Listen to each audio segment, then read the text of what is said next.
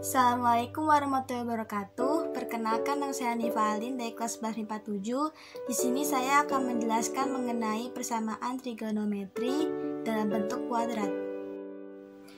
Persamaan trigonometri bentuk kuadrat. Sebelum itu, saya akan menjelaskan terlebih dahulu mengenai pengertiannya. Yang pertama ada persamaan kuadrat. Persamaan kuadrat adalah suatu persamaan matematika dari variabel yang mempunyai pangkat tertinggi 2. Contohnya ada ax kuadrat ditambah bx ditambah c sama dengan 0. Yang kedua ada persamaan trigonometri. Persamaan trigonometri adalah persamaan yang di dalamnya memuat perbandingan trigonometri.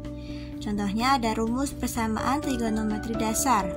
Ada sin, cos, dan tan. Yang pertama ada sin x sama dengan sin alfa. Untuk dalam bentuk derajat, rumus pertamanya yaitu ada x sama dengan alfa ditambah k dikali 360 derajat.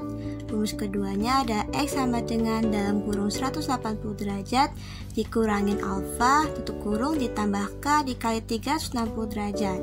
Sedangkan dalam bentuk pi atau radiannya, rumus pertamanya yaitu ada x sama dengan alfa ditambah k dikali 2pi.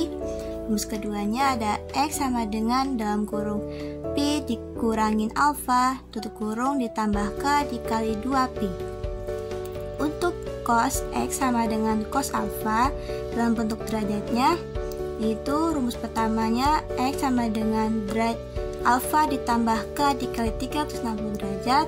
Rumus keduanya ada x sama dengan negatif alfa ditambah k dikali 360 derajat. Dan untuk bentuk pi atau radiannya, rumus pertamanya ada x sama dengan alfa ditambah k dikali 2pi. Dan rumus keduanya ada x sama dengan negatif alfa ditambah k dikali 2pi. Yang terakhir ada tan x sama dengan tan alfa.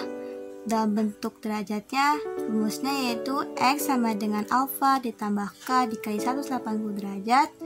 Dan dalam bentuk pi atau radiannya, x sama dengan alfa ditambah k dikali pi. Nah, persamaan trigonometri dalam bentuk kuadrat itu seperti apa sih?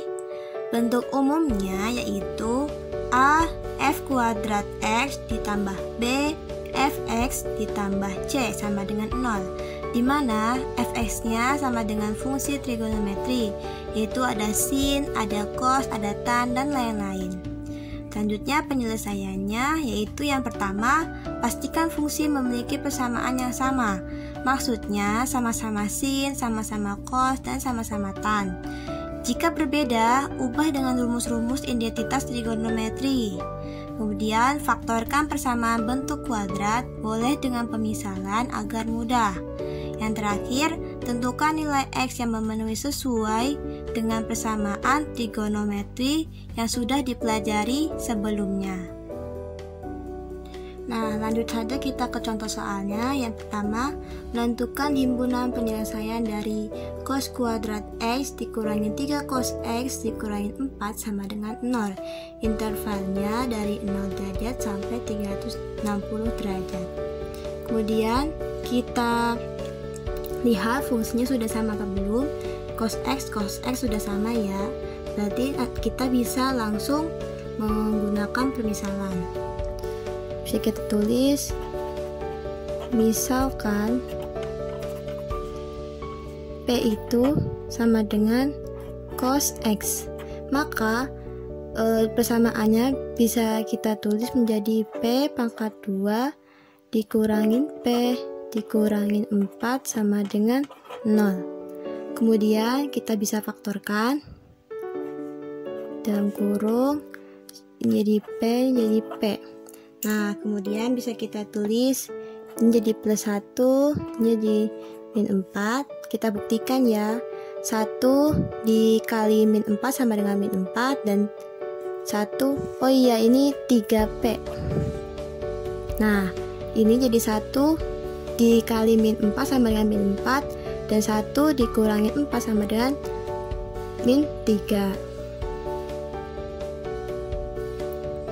Kemudian kita cari harga nolnya, yaitu P ditambah 1 sama dengan 0, P sama dengan min 1, atau P dikurang 4 sama dengan 0, P sama dengan 4. Kemudian kita kembalikan ke bentuk awalnya, yaitu P sama dengan cos X. Maka di sini tulis cos X sama dengan min 1, yang ini cos X sama dengan 4. Nah, sekarang permasalahannya, adakah nilai cos yang hasilnya 4? Tidak ada ya, kita tulis tidak memenuhi. Kenapa? Karena nilai cos ini berada pada rentang negatif 1 dan sampai 1. Sama halnya dengan sin, berada pada rentang negatif 1 sampai 1. Jadi ini tidak ada ya, tidak memenuhi, maka yang kita pakai hanya cos X sama dengan negatif 1. Kemudian bisa kita tulis cos X, berarti berapa nilai cos yang hasilnya negatif 1? Nilai cos yang hasilnya negatif 1 yaitu cos 180 derajat. Kemudian bisa kita tulis X sama dengan 180 derajat. 180 derajat ini sebagai alfa. Selanjutnya kita bisa menyelesaikannya menggunakan rumus persamaan trigonometri dasar untuk cos yang tadi saya sudah jelaskan. Untuk rumus yang pertama yaitu X sama dengan alfa ditambah K dikali 360. Nah, untuk alfanya yang tadi kan X sama dengan 180 derajat. 180 derajat ini adalah alfa. Jadi di sini kita tulis alfanya, kita ganti dengan 180 derajat ditambah K dikali 360. Sekarang kita akan mencari untuk nilai K. Nah, untuk nilai K-nya ini kita menggunakan bilangan bulat. Kita bisa tulis K sama dengan negatif 1. Jadi X-nya kita masukkan rumusnya 180 derajat ditambah K-nya berapa? K-nya adalah negatif 1 ditambah dalam kurung negatif 1 dikali 360 derajat. Nah, dihitung hasilnya yaitu negatif 180 derajat. Kemudian K sama dengan 0, X sama dengan 180 ditambah K-nya berapa? K-nya itu 0 dikali 360 derajat sama dengan 0 dikali 360 derajat adalah 0. Kita tulis 180 derajat. Oh iya, jangan lupa intervalnya kan 0 antara 0 sampai 360 derajat kan? Dari 0 sampai 360 derajat. Maka kalau sudah lebih dari 360 derajat berarti sudah tidak memenuhi. Ini masih bisa K sama dengan 1, X sama dengan 180 ditambah diganti jadi 1 dikali 360 derajat. 180 ditambah 360 yaitu 540 derajat. Nah, 540 derajat ini sudah lebih kan dari 360 derajat. Berarti ini sudah tidak bisa dilanjutkan lagi karena sudah lebih. Nah, dari yang sini bisa kita lihat yang ini negatif 180 derajat. Ini intervalnya itu dari 0, berarti tidak. Yang ini 180 derajat. Intervalnya memenuhi ya, hanya antara dari 0 sampai 360 derajat memenuhi, dan ini jelas tidak memenuhi. Mohon maaf untuk rumus yang tadi, yang ini 360 derajat ya, yang bawah juga 360 derajat. Oke, selanjutnya kita hitung menggunakan rumus yang kedua, yaitu X sama dengan negatif alfa ditambah K dikali 360 derajat. Jadi X sama dengan alfanya kita ganti menggunakan 180. Jadi negatif 180 derajat ditambah K dikali 360 derajat. sama seperti yang tadi ya. Untuk K-nya menggunakan bilangan bulat. K sama dengan negatif 1. X-nya menjadi negatif 180 derajat ditambah K-nya diganti jadi negatif 1 ya, dalam kurung negatif 1 dikali 360 derajat. Nah, negatif 180 derajat ditambah negatif 360 yaitu negatif 540 derajat.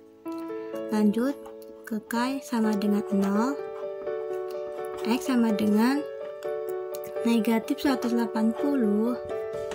ditambah 0 dikali 360 derajat. Kemudian nah ini 0 kali 360 derajat 0 ya, jadi ini jawabannya 180 derajat. Kemudian dilanjut K sama dengan 1, X nya sama dengan negatif 180 derajat ditambah 1, K nya diganti jadi 1 dikali 360 derajat. Hasilnya adalah 180 derajat. Masih bisa. K sama dengan 2, X sama dengan negatif 180 derajat ditambah 2 dikali 360 derajat, dan ternyata hasilnya 540 derajat. Sudah mentok ya. Nah, bisa kita lihat yang memenuhi di sini. Coba kita lihat, ini negatif 540 derajat kan. Nah, ini kurang ya, tidak memenuhi maksudnya, karena ini dari 0 sampai 360 derajat tidak memenuhi. Yang negatif juga tidak memenuhi karena di bawah 0. Lanjutnya ini memenuhi ya, karena ini berada dari 0 sampai 360 derajat ya. Dan ini tidak memenuhi karena lebih dari 360 derajat. Nah, selanjutnya himpunan penyelesaiannya berapa? Jadi himpunan penyelesaiannya yaitu ini 180 dan sini juga 180. Berarti himpunan penyelesaiannya yaitu 180 derajat. Agar tidak membingungkan, tanda yang tadi terlalu dempel saya sudah ganti ya. Sekian dari saya, mohon maaf apabila ada salah kata. Wassalamualaikum warahmatullahi wabarakatuh.